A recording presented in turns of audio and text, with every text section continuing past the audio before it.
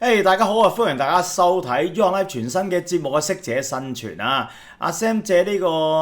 節目呢，想將一啲我自己做生意嘅經驗同埋睇到而家有啲嘢呢，想同大家一齊分享啦，希望大家有啲得着啦。咁今日所講嘅 topic 就係好多人問我啊，點樣建立自我嘅品牌？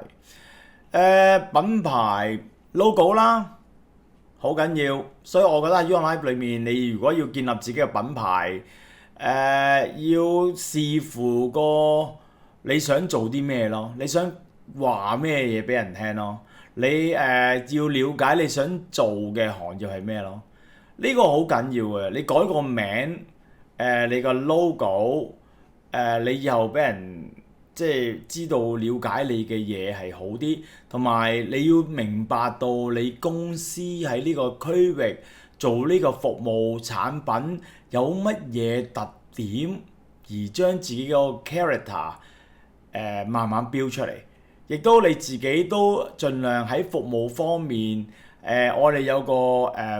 投其所好啊，你盡量叫客戶可以喺嗰啲地方裏面咧，投你一票，令到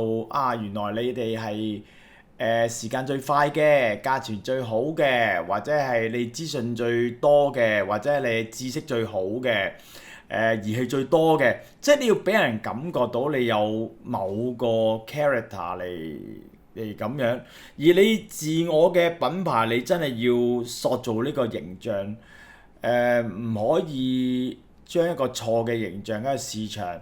原來你係買靚仔靚女，其實都冇靚仔靚女。原來你價錢係好平嘅，而係你價錢都唔係好平嘅。所以你一定要將個公司嘅優勢慢慢突出咗，俾你嘅用家嚟做選擇咯。所以你喺個網頁裏面同埋 YourLife 嘅平台所表示你做咩品牌啊，你做咩嘢嘅嘢，你要寫得好詳細，同埋俾人嘅信任度都好緊要嘅。所以我覺得要自我自立個品牌，唔單止喺外形上要做好啊，網絡上都要做好。因為你開始有個小區經營生意呢，唔係話所有嘢用電話就算數，好多時候用 WhatsApp、WeChat 啊，你嘅 IG 啊，你嘅 YouTube 啊，所以你個網絡嘅模式一定要做得好好，你先至令到客戶對你嘅品牌有所嘅記憶嘅。如果唔係咧，就你所做嘅一切咧，即係你有一個雜貨鋪咯，你好似咩都有得賣咯，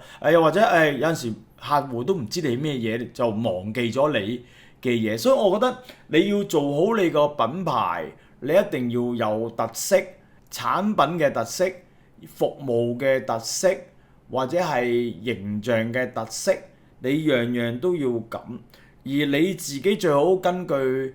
喺 YourLife 俾你一啲嘅數據，你 develop 你自己唔同嘅 SP， 你嘅 SP 嘅字眼俾人選購，亦都係等於你自我嘅品牌嚟嘅。因為你所寫嘅嘢係比較 detail 啲啊，定或者專業啲啦，定或者係某類嘅趨向多啲，亦都影響好多 user 對你嘅感覺。所以裏面嘅相片亦都係你俾人睇到嘅相片亦都正正經經或者係高級啲high class 啲grand 啲或者鮮豔啲亦都或者俾人感覺到啲相片係比較 energetic 呢樣嘢對建立自我嘅品牌都好緊要。記住要建立呢個品牌唔容易，唔好因為有咩嘅原因而 destroy 佢，因為品牌嘅俾人嘅感覺咧，唔係一朝一夕可以得嘅。如果今日大家對以上嘅題材有咩意見咧，請 send 過嚟 info@yourlife.com。今日時間差唔多啦，多謝大家收睇，拜拜。